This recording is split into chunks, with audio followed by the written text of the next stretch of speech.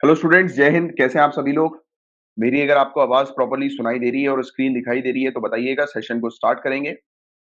And जब तक और भी स्टूडेंट जुड़ रहे हैं, मैं कुछ चीज़ें आपको बताता हूँ गाइस कि अनअकैडमी पर आप कुछ भी चीज़ परचेज़ करें, जहाँ सर कैपिटल में इस कोड का जो है वो उपयोग करेंगे तो आपको डिस्काउंट्स मिलेंगे। और साथ ही साथ 9 दिसंबर 2021 से यानी कि कल की तारीख से इनके एनुअल पैकेज के प्राइस जो है वो इंक्रीज़ हो रहे हैं। तो प्राइस इंक्रीज़ होने से पहले जो है वो एनुअल पैकेज को आप परचेज़ कर सकते हैं। झासर का उपयोग करके कोड को। और ऑप्शनल की प्रिपरेशन बहुत ज़्यादा ज़रूरी है। वन टाइम ऑप्शनल पेमेंट करने के बाद आप किसी भी पर्टिकुलर ऑप्शनल को एक्सेस कर सकते हो। और कुछ भी चीज़ परचेज़ करो तो कोड आपको बताइए क्या यूज़ करना है, झासर। और यूपीएससी के बैचेस भी शुरू हो रहे हैं अनअकैडमी पर 8 दिसंबर से यानी कि आज की तारीख से। और यहाँ पर काफ़ी सारे फ्री टेस्ट कंडक्ट किए जाते हैं। इवन हर दिन रात में 9 बजे आप टेलीग्राम चैनल को हमारा ज्वाइन करेंगे, नीचे डिस्क्रिप्शन पर उसकी लिंक आपको मिल जाएगी। तो वहां पर भी फ्री में टेस्ट जो है वो कंडक्ट किए जा रहे हैं, तो उसको भी टेस्ट को आप ज्वाइन कर सकते हैं। अनअकैडमी पर टेस्ट जो है वो कंडक्ट किए जाते हैं हर Sunday, Monday to Friday, right, 7:30 बजे और सुबह 10 बजे, राइट। और इसके अलावा अनअकैडमी लोन भी ऑफर करता है 0% रेट ऑफ इंटरेस्ट पर। तो ये लोन भी आप यूपीएससी की प्रिपरेशन के लिए वहां से उठा सकते हैं। और कोड आप अगर यूज करेंगे झा सर को तो और भी कुछ बेनिफिट्स आपको प्रोवाइड किए जाएंगे। तो चलिए जरा मुझे कंफर्म कर दो, बता दो मेरी आवाज प्रॉपरली आपको सुनाई दे रही है कि नहीं, और स्क्रीन दिखाई दे रही है कि नहीं, प्लीज कंफर्म कर दीजिए।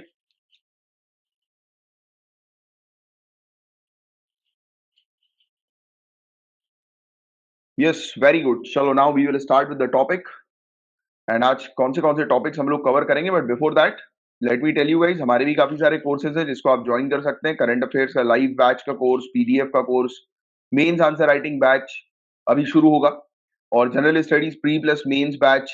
और 9713282838 ये नंबर है, इस पर व्हाट्सएप करके आप ये पूरे बैचेस की इंफॉर्मेशन ले सकते हैं। एंड बाय द वे, इस करंट अफेयर्स के लाइव सेशन को आपको कैसे अप्रोच करना है, तो लाइव सेशन में आने से पहले आपको ऑलरेडी पीडीएफ प्रोवाइड करा दी जाती है। उस पीडीएफ को आपको बस एक बार रीड करना होता है, और सिर्फ रीड नहीं करना, अच्छे से रीड करना होता है, जिसमें कि आप ये देखें कि आपको क्या क्या चीजें समझ में नहीं आ रही रीड करते समय। तो वो आप डाउट जो है वो लाइव सेशन के दौरान पूछ सकते हैं। इसके बहुत सारे फायदे हैं। एक तो मेमोराइजिंग पावर इसकी इंक्रीज होती है, टॉपिक पर एक अच्छी कमांड आपकी डेवलप होती है, कॉन्फिडेंस आपका इंक्रीज होता है, और 2 बार आप टॉपिक कवर कर लेते हो। एक बार आप खुद रीड करते हो, और दूसरी बार सेम डे पर ही मैं आपको जो है वो, या फिर नेक्स्ट डे, क्योंकि एक दिन पहले ही आपको पीडीएफ मिल जाती है, तो मैं आपको जो है वो एक्सप्लेन कर देता। तो उससे क्या होता है, एक टॉपिक आपका 2 बार हो चुका होता है, जिससे कि लॉन्ग टर्म तक टॉपिक को याद करने में आपको हेल्प मिलती है। और इससे रीडिंग और राइटिंग स्किल्स जो है वो डेवलप होती है, राइट। और बाकी शेयर किया करो लेक्चर को। अभी हमने रेगुलर बेसिस पर आप लोगों के लिए फ्री में टेस्ट कंडक्ट करवाना शुरू कर दिया है, तो उसको भी आप ज्वाइन करें और शेयर करें ज्यादा से ज्यादा लोगों में, राइट। तो आज कौन से टॉपिक्स हम लोग कवर करेंगे गाइस, तो देखिए, एक स्टार्टिंग में जो ये हम लोग को टॉपिक देखने को मिल रहा है की हाइटी सुका सेचिकैरम। तो ये है क्या, ये बड़ा अजीब सा नाम है, बट ये एक स्पीसीज है जो एंशिएंट टाइम पर हुआ करती थी, जिसके बारे में हम लोग बात करेंगे, जिसके बारे में अभी जानकारी मिली है रिसर्चर्स को। और ए आर टी ये क्या है, सरोगेसी बिल्स क्या है, तो इसके बारे में हम लोग चर्चा करेंगे। हालांकि आपको पता ही है कि हांगकांग जो चाइना का ही हम लोग को हांगकांग जो देखने को मिलता है, एक टेरिटरी है, राइट। तो आपको पता है कि वो कैसे गवर्न की जाती है, एडमिनिस्टर की जाती है, तो उसके बारे में आपको ऑलरेडी जानकारी है ही, मैं कई बार आपको पढ़ा चुका हूं, बट फिर भी एक बार स्पेसिफिकली इस टॉपिक को कवर करेंगे। सेडिशन का टॉपिक जो है, इसके बारे में एक अच्छी आपको जानकारी होनी चाहिए। मैंने एक अलग से लिंक जो है वो प्रोवाइड कराई है सेडिशन के टॉपिक को लेकर टेलीग्राम पर। होपफुली आपने उस लिंक को जो है वो देख लिया होगा, उस लिंक पर लेक्चर जो है वो कवर कर लिया होगा। नहीं किया है तो कोई बात नहीं, नीचे यूट्यूब के डिस्क्रिप्शन पर भी मैं इसकी लिंक आपको प्रोवाइड करा दूंगा। सेडिशन का काफी ज्यादा इंपॉर्टेंट टॉपिक है ये सेडिशन। कोई बता सकता है सेडिशन जो है वो मतलब हमारे, अगर बात करें हम लोग लॉ की, तो कहां पर ये हमें देखने को मिलता है? आईपीसी में देखने को मिलता है, कॉन्स्टिट्यूशन में देखने को मिलता है, सीआरपीसी में देखने को मिलता है। आईपीसी और कौन सा आईपीसी का कौन सा सेक्शन है सेडिशन का? 124A। Very good. तो ये चीज आप याद रखिएगा। वेरी गुड, वेरी गुड, बहुत बढ़िया। मतलब लोग पढ़ के आए हैं स्टूडेंट्स, वेरी गुड। ऐसे ही पढ़ के आया करो, लाइव सेशन अटेंड करो, तो इट इज वेरी इंपॉर्टेंट कि आप पहले से एक रीडिंग करके आओ। बाकी anti defection law, very important topic, UPSC ने पहले भी पूछ चुका है, 2020 में डायरेक्ट क्वेश्चन आया था एंटी डिफेक्शन लॉ से रिलेटेड। तो इस पर भी मैंने ऑलरेडी एक प्रॉपर वीडियो बनाया हुआ है, तो उसकी लिंक भी शेयर कर दी थी। होपफुली आपने उसको जो है वो गो थ्रू कर लिया होगा। और ये एक टॉपिक है जो लास्ट में जो हम डिस्कस करेंगे, वो बहुत ज्यादा इंपॉर्टेंट टॉपिक है। इसमें स्टार्ट क्वेश्चन कौन से होते हैं, अनस्टार्ट क्वेश्चन कौन से होते हैं, इसके बारे में हम लोग थोड़ी सी चर्चा करेंगे। जो मेंबर ऑफ पार्लियामेंट जो होते हैं ना, एमपीज हमारे, जो पार्लियामेंट के अंदर किस टाइप के क्वेश्चन पूछ सकते हैं, क्या प्रोसीजर है, तो वो अपन डिटेल में डिस्कस करेंगे। चलिए, now we will start with की की ही टू सुका साची कैरियम, राइट, सच्ची कैरियम। तो ये जो है गाइस, ये एक स्पीसीज हम लोग को देखने को मिल रही है। कुछ इस प्रकार की ये स्पीसीज जो है वो दिखाई देती है। इंटरनेशनल टीम जो रिसर्चर्स की है, उन्होंने डिस्कवर किया एक मरीन रेप्टाइल को, समुद्री सरीसृप को, राइट, डिस्कवर किया है। और बताया जा रहा है कि 1 मीटर लंबा इसका स्कल है, इसकी खोपड़ी जो है वो 1 मीटर लंबी है, और उसका नाम जो रखा है कीहीटी सुका सेचिकेरियम। और ये जो फॉसिल, जो जीवाश्म हम लोग को देखने को मिला है, ये one of the last surviving ich ichthyosaurus का हम लोग को देखने को मिल रहा है। आई थिंक मैंने बहुत ही गलत प्रोनाउंस किया है, बट आप देख लीजिए, ये इसका प्रोनाउंसिएशन जो भी होगा, आप देख लीजिए इसकी स्पेलिंग और अपने हिसाब से प्रोनाउंस कर लीजिए, जो भी बेस्ट लगे आपको, राइट। क्योंकि मेनली अंडरस्टैंडिंग पर मैं फोकस करता हूँ, कभी-कभी प्रोनाउंसिएशन बड़ा अजीब हो जाता है, बट इट्स ओके, राइट। आपको फोकस करना है अंडरस्टैंडिंग के ऊपर, राइट, क्योंकि इंग्लिश की क्लास नहीं है ये। चलो, एंशिएंट एनिमल ये हम लोग को देखने को मिलते हैं, जो कि किसकी तरह नजर आते हैं, स्वॉर्ड फिश की तरह नजर आते हैं। जैसे जो स्वॉर्ड फिश होती है ना, उसी की तरह ये हम लोग को देखने को मिलते हैं, राइट। चलिए, तो ये था टॉपिक, छोटा सा प्रीलिम्स पॉइंट ऑफ व्यू से एक टॉपिक था। अब this topic is very important. ART और सरोगेसी बिल्स हैं क्या, तो इस पर हम लोग जो है वो चर्चा करेंगे। Assisted reproductive technology regulation bill 2020 अभी रिसेंटली पास किया गया है लोकसभा के द्वारा, जिसके अंदर प्रोविजंस है, सेफ और एथिकल प्रैक्टिसेस होनी चाहिए एआरटी सर्विसेज की। अब देखिए, ये जो स्क्रीन पर आपको जो फोटो दिखाई दे रही है, तो इससे आप क्या समझ पा रहे हो? इस फोटो को देखकर आपको क्या चीज समझ में आ रही है कि एआरटी जो है वो एग्जैक्टली क्या है? असिस्टेड रिप्रोडक्टिव टेक्नोलॉजी एक्चुअली में है क्या? Yes, test tube. ये हम लोग को टेस्ट ट्यूब देखने को मिल रही है, राइट। टेस्ट ट्यूब बेबीज जो आज की डेट में हमें देखने को मिल रहा है कि टेस्ट ट्यूब बेबीज जो हो रहा है ना, जो टेस्ट ट्यूब बेबी वाली जो टेक्नोलॉजी हमें देखने को मिलती है, वो असिस्टेड रिप्रोडक्टिव टेक्नोलॉजी का एक पार्ट हम लोग को नजर आता है, राइट। तो ये चीज आपको थोड़ा सा ध्यान में रखना है। यस, अब देखिए, ओवरव्यू की बात करें और की फीचर्स की बात करें इस पर्टिकुलर बिल के, तो इस बिल के तहत बताया जा रहा है कि एक नेशनल बोर्ड क्रिएट किया जाएगा। क्या क्रिएट किया जाएगा? एक राष्ट्रीय बोर्ड, राइट। और किस पर्पस के लिए किया जाएगा? तो जितने भी इन विट्रो फर्टिलाइजेशन आईवीएफ के जितने भी क्लिनिक्स हैं, मतलब कि जितने भी क्लिनिक्स के अंदर इस प्रकार की टेक्नोलॉजी का इस्तेमाल होता है, टेस्ट ट्यूब बेबीज हम लोग को देखने को मिलते हैं कि मैनेज किए जाते हैं। असिस्टेड रिप्रोडक्टिव टेक्नोलॉजीज जहां पर हम लोग को देखने को मिलती है, जो क्लिनिक्स ये वाली सर्विसेज प्रोवाइड कराते हैं, तो ऐसी क्लिनिक्स को क्या करना, गाइडलाइन प्रोवाइड कराना, ऐसी क्लिनिक्स के लिए कोड ऑफ कंडक्ट तैयार करना, ये किसका काम होगा? ये नेशनल बोर्ड का काम होगा, जो कि क्रिएट की जाएगी। This point should be noted. तो ये बहुत इंपॉर्टेंट पॉइंट है। इसके अलावा देखिए, ये जो क्लिनिक्स होंगे, एआरटी क्लिनिक्स होंगे या फिर एआरटी बैंक्स, जहां पे एम्ब्रियोज रखे जाएंगे, एग्स रखे जाएंगे, राइट। तो ये जो बैंक्स हम लोग को देखने को मिलेंगे, इन बैंक्स पर और एआरटी क्लिनिक्स पर जितने भी मिनिमम स्टैंडर्ड्स होंगे, मतलब कि क्या क्या उन्हें फॉलो करना है, तो ये भी निर्धारित करेगी ये बोर्ड, नेशनल बोर्ड।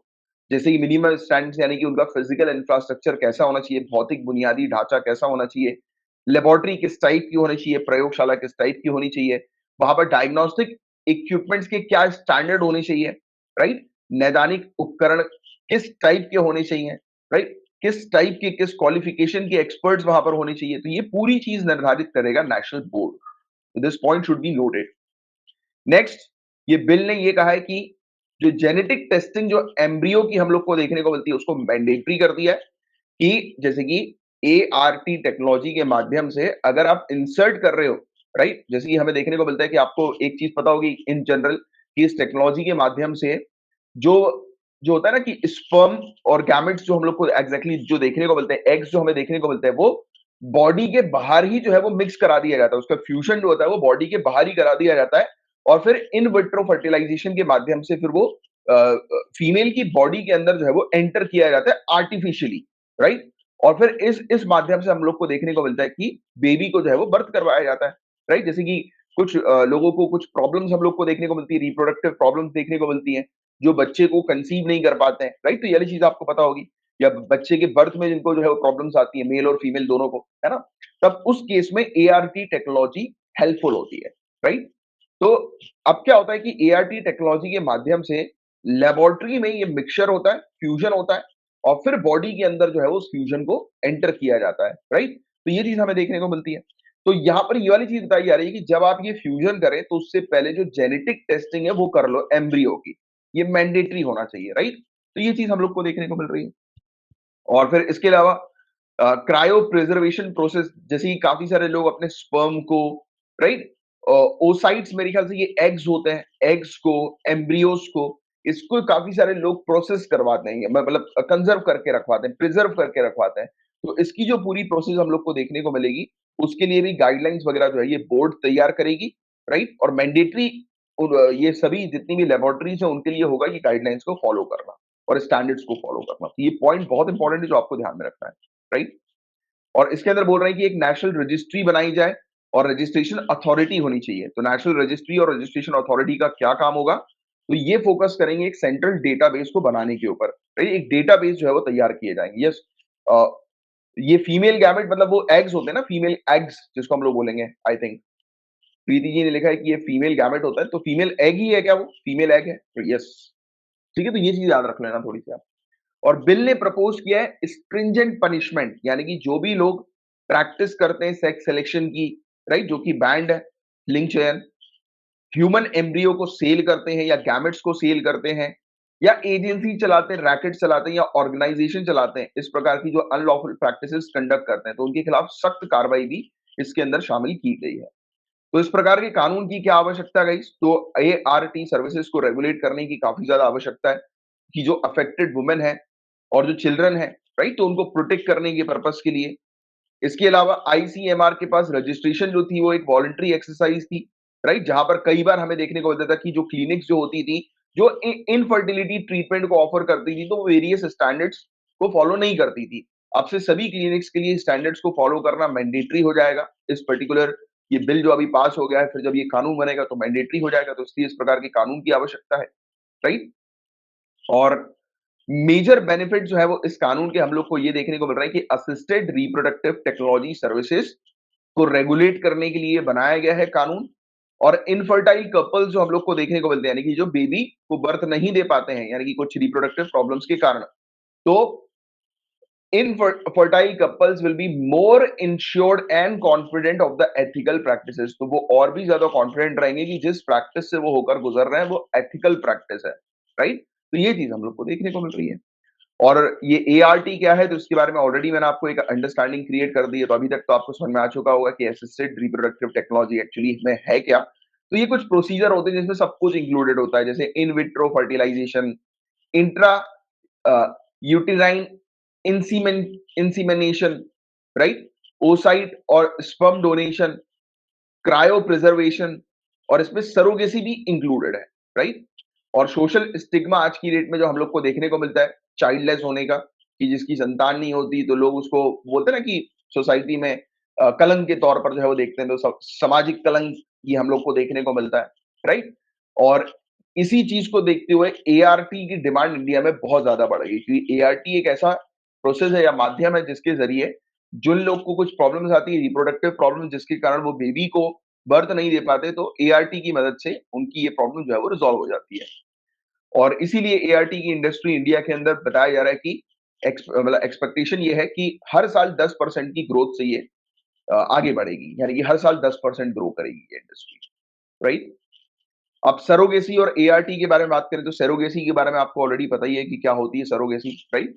काफी शायद नहीं पता, तो मैं आपको एक सिंपल तरीके से समझा देता हूँ कि सरोगेसी भी यही प्रोसेस है, इसी प्रकार की प्रोसेस हम लोग को देखने को मिलती है, एक प्रकार की इनफर्टिलिटी ट्रीटमेंट है। बट इसमें होता क्या है, इसमें एक्चुअली जो बायोलॉजिकल जो जो मदर जो होती है, राइट, यानी कि एक्चुअली बायोलॉजिकल मदर का मतलब आप समझते होंगे कि वो मदर जिनका खुद का जीन्स है, राइट, उस बेबी में, राइट? तो ऐसा नहीं होता, बायोलॉजिकल मदर बर्थ नहीं देती है, बल्कि एक सरोगेट मदर बर्थ देती है, थर्ड वुमेन जो है वो बेबी को बर्थ देती है। बट जो बेबी होगा वो बायोलॉजिकल मदर का ही होगा, क्योंकि मदर के जीन्स होंगे वो उस बेबी में होंगे, राइट। मतलब कुल मिलाकर इन विट्रो फर्टिलाइजेशन में जो हम लोग को देखने को मिलता है ना, कि बॉडी के बाहर जो है ये क्या किया जा रहा है, फर्टिलाइजेशन हम लोग को देखने को मिल रहा है, कंडक्ट किया जा रहा है। मिक्सिंग हम लोग को देखने को मिल रही है एग्स की बाहर, बॉडी के बाहर इन विट्रो फर्टिलाइजेशन के माध्यम से की जा रही है।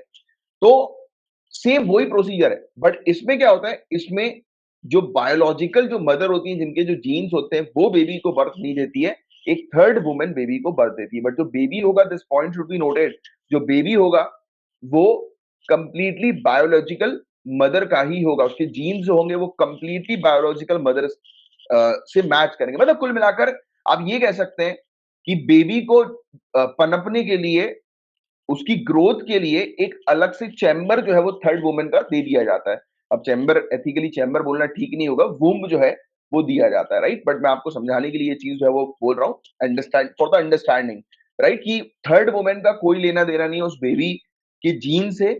बस वो सिर्फ एक क्या करती है थर्ड वुमेन, एक अपनी सर्विस दे रही हैं, कि जो बायोलॉजिकल मदर में भी काफी आज की डेट में आपको पता है guys, जैसे हम लोग बात करें कि काफी सारी चीजें हम लोग को देखने को मिलती हैं, जैसे टाइम का इशू रहता है, जॉब का इशू रहता है, वर्क प्रेशर हम लोग को देखने को मिलता है, कि बेबी का अगर कोई मदर ध्यान ना रख पाए तो वो सरोगेसी के माध्यम से जो है वो बर्थ करवा सकती है। फिर उसमें थर्ड मदर हम लोग, थर्ड पर्सन हमें देखने को मिलती है, राइट, कि जो सरोगेट मदर होती है। तो आई थिंक ये वाली चीज बहुत अच्छे से आपको क्लियर होगी।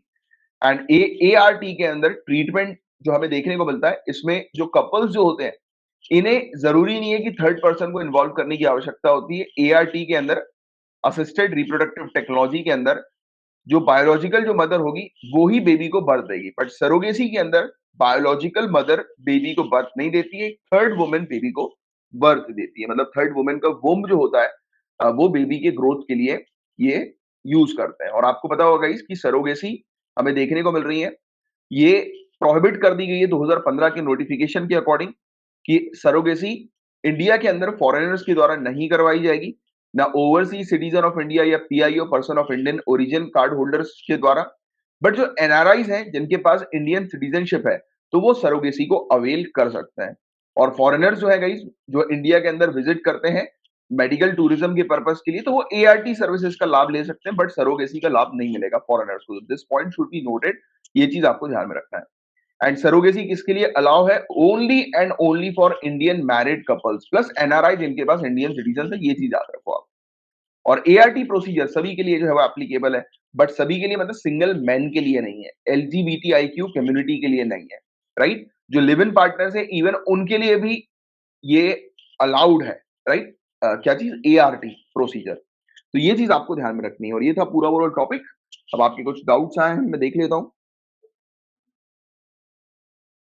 जेनेटिक टेस्टिंग से फीमेल फीटिसाइड, देखो यार, ये क्या हो सकता है, बट एक्चुअली में क्या होता है कि अब ये डिपेंड करेगा उस क्लिनिक्स के ऊपर, राइट। नीरज जी ने जो है ये क्वेश्चन उठाया कि सर जेनेटिक टेस्टिंग से फीमेल फीटिसाइड होंगे क्या? तो देखो वो क्या होता है कि अगर वो क्लिनिक है, वो अगर अनएथिकल प्रैक्टिसेस कर रहा है, मतलब कि अगर वो इंफॉर्मेशन दे रहा है कि वो चाइल्ड मेल है या फीमेल है, तब फिर ये हो सकती है वाली चीज, राइट।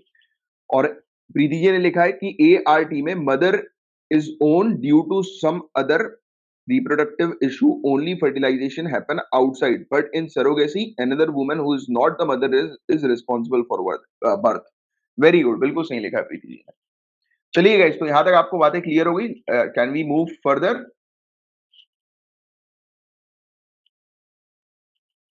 चलिए, very good. Now we will discuss about Hong Kong. तो आप सभी लोग जानते हैं कि हांगकांग जो है वो किस प्रकार से एडमिनिस्टर किया जाता है। तो हांगकांग चाइना का पार्ट है, बट पूरी तरह से हांगकांग के ऊपर चाइना का कंट्रोल नहीं है, क्योंकि चाइना हमें देखने को मिलता है, या फिर हांगकांग की अगर हम लोग बात करें, तो वन कंट्री टू सिस्टम, बिल्कुल बिल्कुल सही लिखा आपने मीरा यादव जी। चाइना जो है वो हांगकांग को वन कंट्री टू सिस्टम के तहत जो है वो एडमिनिस्टर करता है। तो इसके बारे में हमने कई बार जो है वो चर्चा कर चुके हैं। तो चलिए इस टॉपिक को स्टार्ट करते हैं प्रॉपर तरीके से।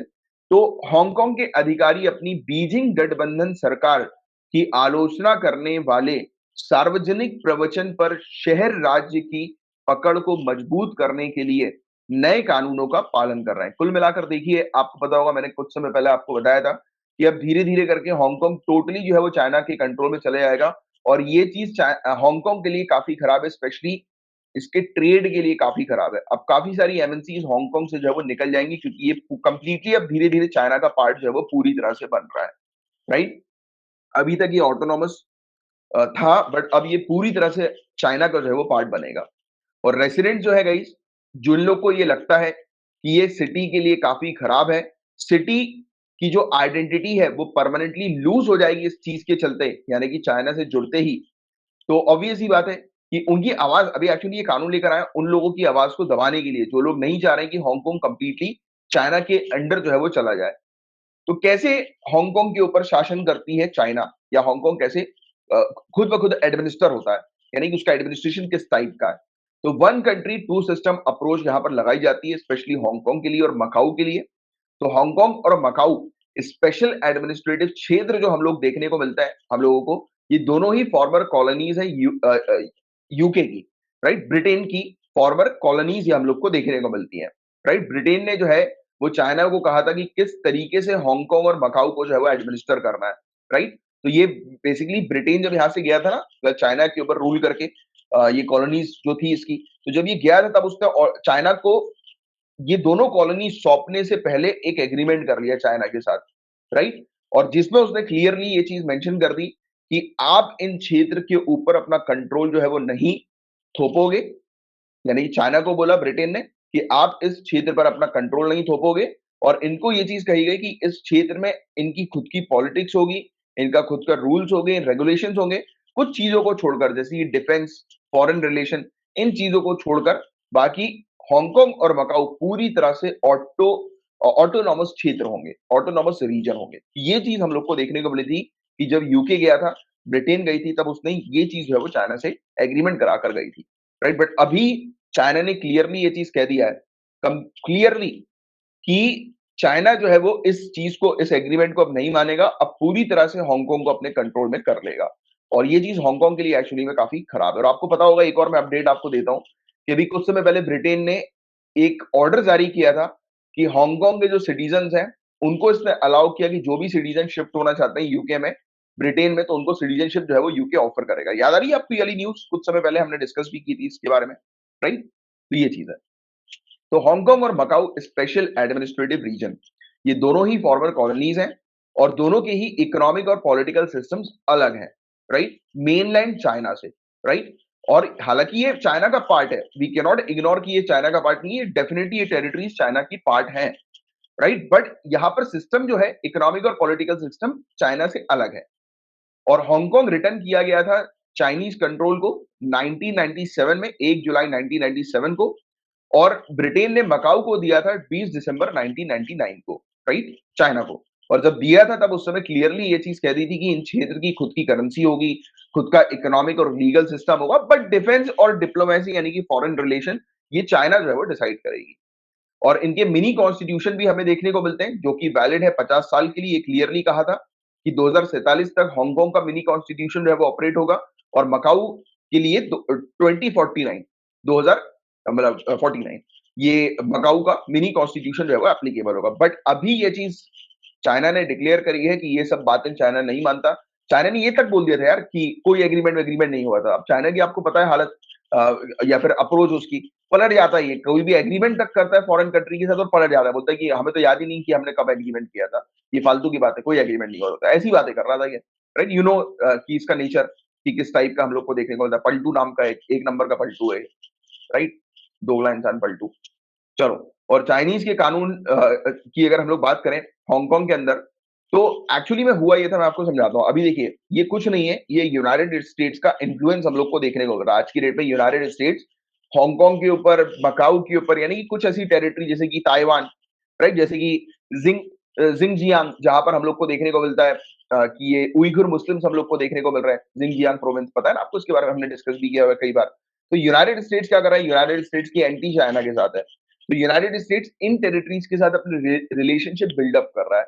तो ऐसा ना हो, इसके लिए चाइना अब क्या करने की कोशिश कर रहा है कि इन सब टेरिटरीज को पूरी तरह से अपने कंट्रोल में करने की कोशिश कर रहा है। This is the main reason behind it, right, कि चाइना आज की डेट में इस प्रकार की, जैसे मकाऊ, हांगकांग, ताइवान, क्यों इन टेरिटरीज को अपनी तरफ पूरी तरह से अपने कंट्रोल में करने की कोशिश कर रहा है, कंप्लीटली अपने कंट्रोल में करने की कोशिश कर रहा है। अभी अभी पिछले 1-1.5 साल से ये डेवलपमेंट हो रहा है। क्यों?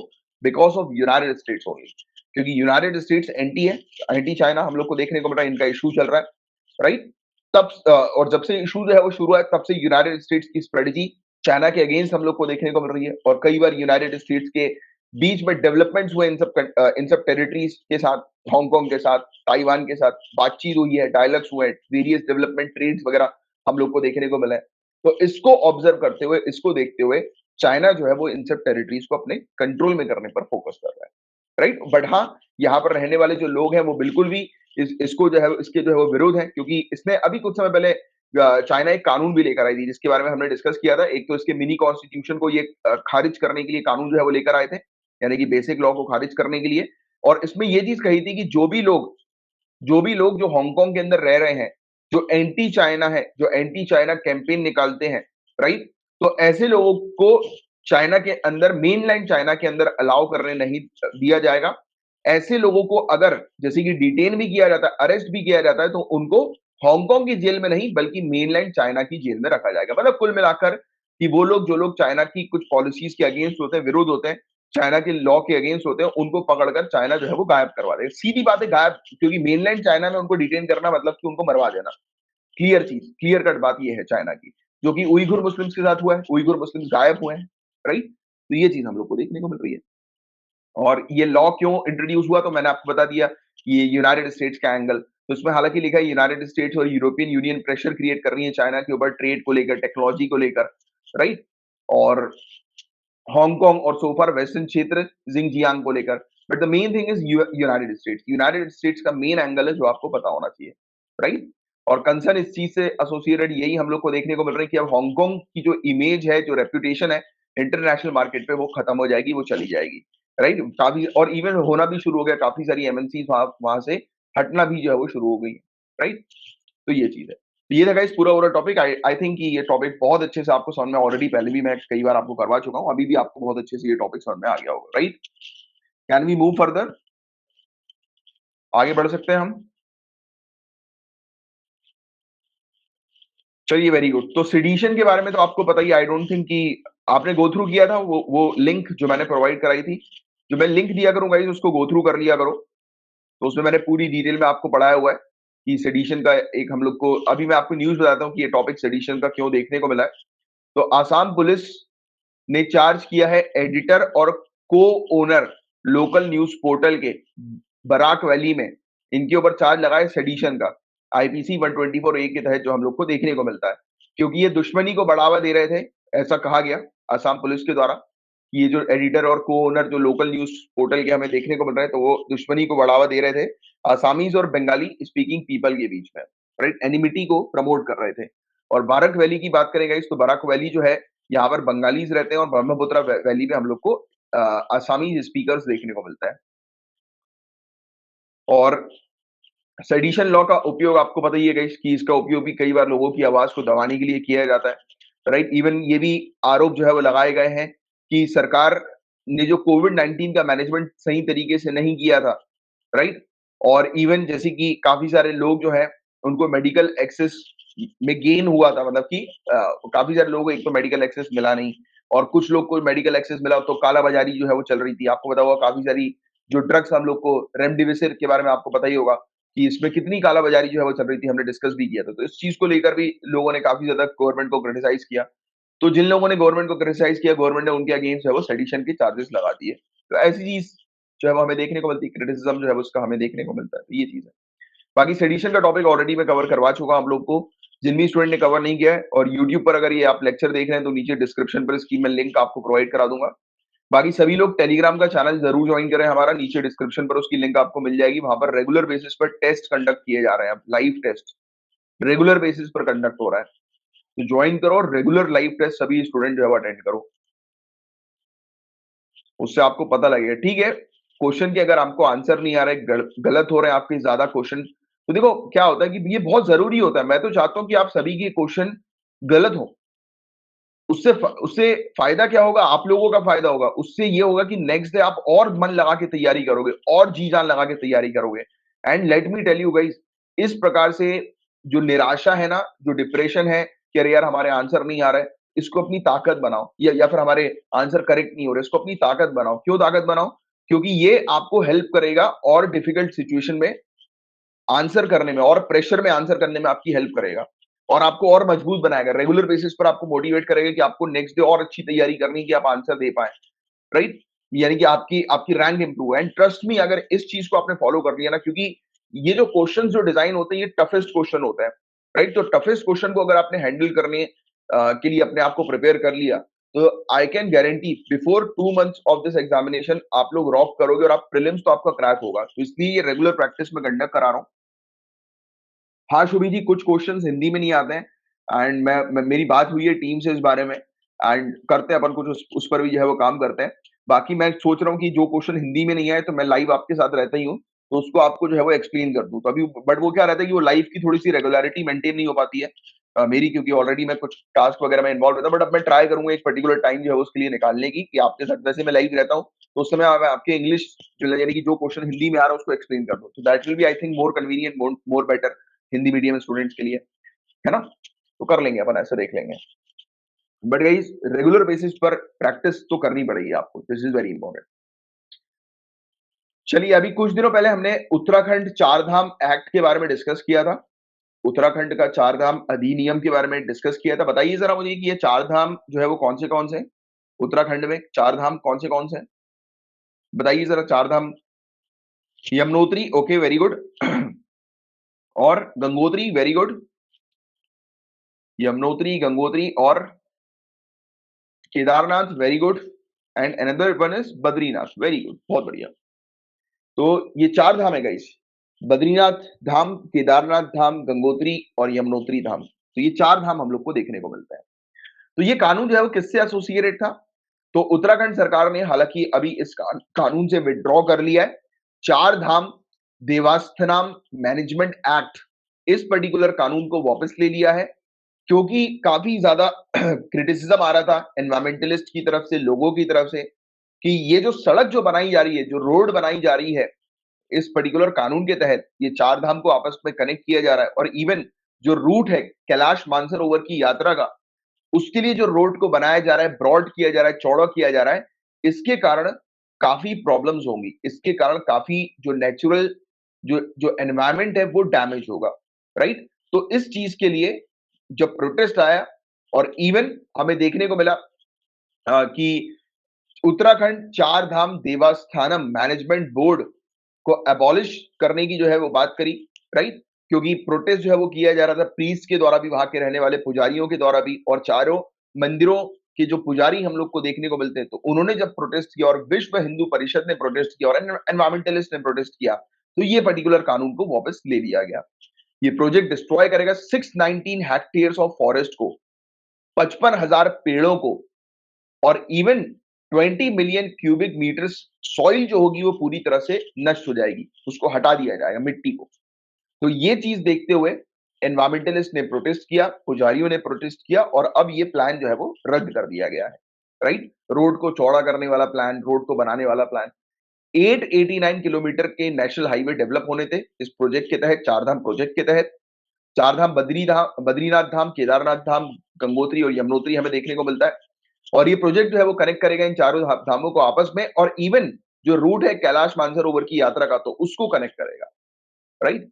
और नेशनल सिक्योरिटी की अगर हम लोग बात करें गाइस, तो प्रोजेक्ट जो है वो स्ट्रेटेजिक रोड जो है वो क्रिएट करेगा और कनेक्ट करेगा इंडिया चाइना बॉर्डर को, हमारी मतलब देहरादून के अंदर आर्मी कैंप्स के साथ, मेरठ में जो आर्मी कैंप है उसके साथ, जहां पर मिसाइल बेसिस हम लोग को देखने को मिलते हैं, हैवी मशीनरी लोकेटेड है, राइट? तो इसमें भी ये प्रोजेक्ट जो है वो हेल्प करता है। बट ऑब्वियस ही बात है कि हमें देखने को मिला कि एनवायरमेंटल इश्यूज और नेशनल सिक्योरिटी कंसर्न को बैलेंस करने की आवश्यकता है, ऐसा ऑनरेबल सुप्रीम कोर्ट ने भी कहा था। और जब प्रेशर आया एनवायरमेंटलिस्ट की तरफ से, काफी सारे लोगों की तरफ से, पब्लिक की तरफ से, तो फिर इस प्रोजेक्ट को अभी रद्द कर दिया गया है, राइट? तो ये चीज थी सिंपल सी, जिसके बारे में आपको पता होना चाहिए, आइडिया होना चाहिए। दल बदल विरोधी कानून, आई थिंक ये वाला टॉपिक भी मैंने आपको करवा दिया और आप लोगों ने पढ़ लिया होगा इस टॉपिक को, राइट? काफी बार ये टॉपिक जो है वो करवाया गया है। ये टॉपिक न्यूज में क्यों आया, तो that is not important for us. Main चीज आपको दल बदल विरोधी कानून के बारे में पता होनी चाहिए। जिनको नहीं पता, नीचे डिस्क्रिप्शन पर भी लिंक मैं डाल दूंगा, और टेलीग्राम पर लिंक तो ऑलरेडी शेयर कर दिए। किसी को कोई डाउट है इस दल बदल विरोधी कानून के अंदर? 10th शेड्यूल याद रखना, ये कुछ बेसिक से फैक्ट्स है वो आपको याद रखना है। उस टॉपिक को अच्छे से कवर कर लो, उसमें पूरी चीज प्रॉपर फैक्ट्स, प्रॉपर अंडरस्टैंडिंग सब कुछ जो है वो बताई गई है।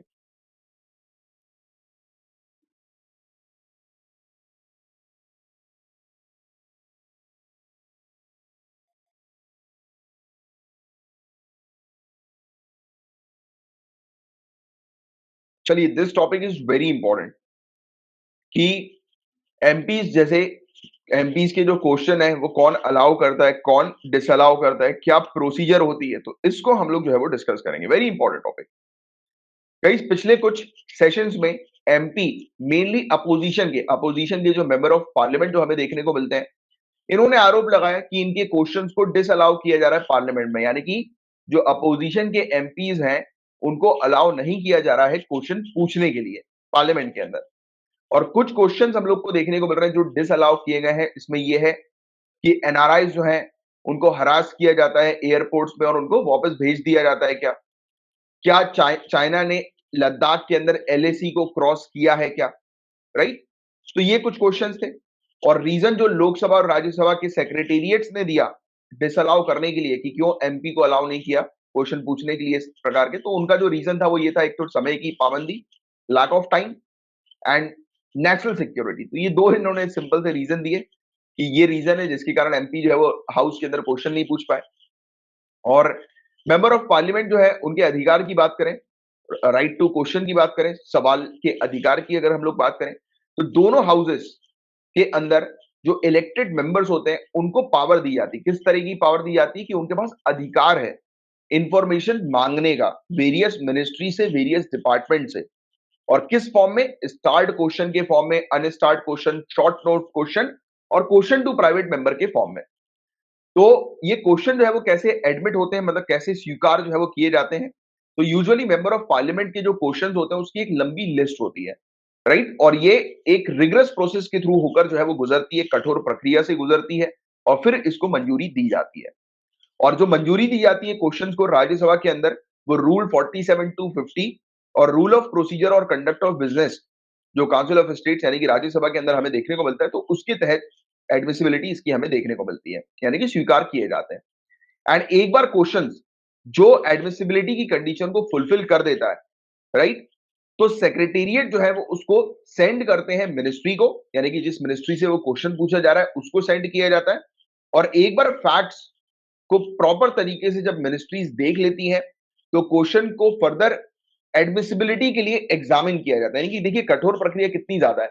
पहले एक एमपी जो है वो क्वेश्चन जो है वो पूछेंगे, फिर वो क्वेश्चन जो हम लोग को देखने को मिलेंगे कि उसकी जांच होगी कि वो क्वेश्चन जो पूछा जा रहा है वो प्रॉपर है कि नहीं, यानी कि आईएएस ऑफिसर, सेक्रेटेरिएट के अंदर आईएएस ऑफिसर उसकी जांच करेंगे कि कॉन्स्टिट्यूशनल प्रोविजन को और जो हाउस के जो रूल्स है उसके अकॉर्डिंग ये क्वेश्चन जो है वो पूछा गया है कि नहीं पूछा गया। फिर वो सेंड किया जाएगा मिनिस्ट्री को, फिर वहां पर मिनिस्ट्री अगेन उसके फैक्ट्स जो है वो जांचेगी, देखेगी, फिर क्वेश्चन डिसाइड किया जाएगा कि ये हाउस में रखा जाना है या नहीं रखा जाना है। एंड जो फाइनल लिस्ट जो क्वेश्चन की होती है वो सर्कुलेट की जाती है मिनिस्टर्स को और उस बेसिस पर वो अपने आंसर फ्रेम करते हैं। तो ये एक बेसिक सी चीज है, सिंपल सी, बट मेनली जो आपसे क्वेश्चन पूछा जाएगा वो यहां से पूछा जाएगा कि स्टार्ट क्वेश्चन, अनस्टार्ट क्वेश्चन और दूसरी कैटेगरी के जो क्वेश्चंस यानी कि शॉर्ट नोटिस वाले हम लोग को क्वेश्चंस देखने को मिलते हैं और प्राइवेट मेंबर वाले जो क्वेश्चंस देखने को मिलते हैं, राइट? तो ये क्या होते हैं, तो ये चीज आपको थोड़ी सी ध्यान में रखनी है। तो स्टार्ट क्वेश्चन की बात करें तो देखिए पहली बात तो स्टार जो होता है ना, ये इस टाइप का स्टार वाला जो साइन हम लोग को देखने को मिलता है, तो ये उसके आगे लगा रहता है स्टार्ट क्वेश्चन के आगे। तो ये जो क्वेश्चन होता है इसमें जो भी क्वेश्चन पूछता है तो उसका डिजायर ये होता है कि जिस भी मिनिस्टर से या मिनिस्ट्री से क्वेश्चन पूछा गया है तो वो जो है वो ओरल में इसका आंसर दें, राइट? ओरल में मौखिक तौर पर जो है वो इसका आंसर दें। तो ये वाला पॉइंट आपको ध्यान में रखना है। और ऐसे क्वेश्चन एमपी डिस्टिंग्विश करते हैं एक एस्टेरिस्क के थ्रू, यानी कि ये चीज लगाकर, राइट, स्टार मार्क जो है वो करके। और आंसर जो होता है वो सप्लीमेंट्री क्वेश्चंस मेंबर, यानी कि एक एक एमपी से आपने क्वेश्चन पूछा, उन्होंने उसका आंसर दिया, तो उस आंसर पर सप्लीमेंट्री क्वेश्चंस भी उठ सकते हैं। तो ये वाला पॉइंट आपको ध्यान में रखना है, राइट? और ये मौखिक तौर पर हमें देखने को मिलता है। अब अनस्टार्ट क्वेश्चन की बात करें तो इसमें रिटन आंसर मांगा जाता है, यानी कि एक एमपी को दे दिया जाता है क्वेश्चन, उन्हें रिटन आंसर देना पड़ता है, लिखित में अपना जवाब देना पड़ता है। फिर शॉर्ट नोटिस क्वेश्चन होता है, ये ऐसे क्वेश्चन होते हैं जो कि पब्लिक इंपॉर्टेंस के हम लोग को देखने को मिलता है, urgent matter of public importance के होते हैं, सार्वजनिक महत्व के एक जरूरी मामले पर ये क्वेश्चन होते हैं, राइट? इसमें ओरल आंसर की डिमांड जो है वो की जाती है, मांग की जाती है ओरल आंसर की। और ऐसे क्वेश्चन का नोटिस जो होता है वो 10 दिन के अंदर अंदर बताया जाता है कि लेस देन 10 डेज प्रिस्क्राइब्ड है कि 10 दिन के अंदर अंदर आपको जो है वो देना है, यानी कि कम 10 दिन से कम का नोटिस जो है वो निर्धारित किया जाता है, यानी कि 10 डेज के का नोटिस आप दें या 10 से कम दिन का आप नोटिस दें, राइट? तो ये चीज हमें देखने को मिलती है, राइट? और question to the private member, so private member तो ऑब्वियस ही बात है, इसमें हमें देखने को मिलता है कि क्वेश्चन जो पूछा जाता है वो प्राइवेट मेंबर के द्वारा हमें देखने को मिलता है कि पूछा जाता है, राइट? तो ये चीज हम लोग को देखने को मिलता है, right? Questions can be addressed to a private member under rule 40 of Lok Sabha rules of procedure, तो ये चीज हम लोग को देखने को मिलती है, राइट? तो ये चीजें हैं, ठीक है? तो ये चारों चीज आप थोड़ी सी ध्यान में रखिएगा। और what kind of questions can be asked, तो राज्यसभा के अंदर क्वेश्चन जो हम लोग को देखने को मिलते हैं वो पॉइंटेड होने चाहिए, स्पेसिफिक होने चाहिए और कन्फाइंड होने चाहिए एक इशू के लिए। तो याद रखना, एक क्वेश्चन एक इशू से एसोसिएट होना चाहिए, ऐसा नहीं कि एक क्वेश्चन पूछ लिया उसमें उसमें चार पांच चीजों को आपने हाईलाइट कर दिया, नहीं, एक क्वेश्चन एक इशू का स्पेसिफिक होना चाहिए, राइट? और कोई भी ऐसा नाम सामने नहीं लेकर आना है, ऐसा स्टेटमेंट सामने नहीं लेकर आना है, राइट? जो जो कि मतलब जिसकी आवश्यकता ना हो क्वेश्चन को इंटेलिजिबल बनाने के लिए। जैसे ये होता है ना कि कई बार ये इस फलाना साइंटिस्ट का ये स्टेटमेंट था, मतलब इस प्रकार के फैक्ट, ऐसे तरीके के फैक्ट नहीं रखने आपकी क्वेश्चन को इंटेलिजेंट बनाने के लिए। जो मुद्दा है उससे रिलेटेड क्वेश्चन पूछो और गवर्नमेंट जो है वो उसका आंसर करेगी, मिनिस्ट्री उसका आंसर करेगी, right? And member shell make himself responsible for the accuracy of the statement.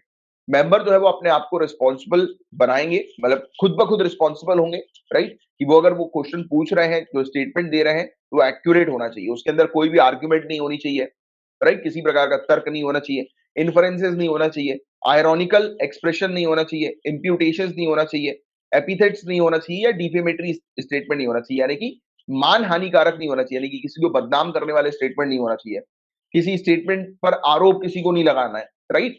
किसी पर अनुमान नहीं लगाना है, तो इस टाइप के क्वेश्चंस नहीं होने चाहिए, राइट? तो ये चीज यहां पर बताई गई है। और लोकसभा के अंदर अगर हम लोग बात करें कि क्वेश्चंस जो एडमिट नहीं किए जाते, यानी कि एक्सेप्ट नहीं किए जाते, तो ऐसे क्वेश्चन नहीं होना चाहिए जो रिपीटेटिव हो, यानी कि जिस पर ऑलरेडी आंसर मिल चुका है या जिस पर ऑलरेडी डिस्कशन हो चुका है, राइट? या फिर कोर्ट में अगर कोई केस चल रहा है तो उससे रिलेटेड आप मुद्दे जो है वो नहीं उठाएंगे, या फिर पार्लियामेंट्री कमेटी के पास अगर कुछ बिल गया हुआ है या कोई भी हमें देखने को मिलता है पार्लियामेंट्री कमेटी किसी चीज पर जांच कर रही है, किसी सब्जेक्ट पर जांच कर रही है, तो ऐसे मुद्दे को नहीं उठाना है। तो ये चीजें गाइस पूरी ओवरऑल, तो मैं उम्मीद करता हूँ कि आपको ये पूरे टॉपिक्स अच्छे से समझ में आ गए होंगे और आज का सेशन आज यहीं पर समाप्त होता है। तो आपको अगर कुछ पूछना है तो आप पूछ सकते हैं, I am available right now.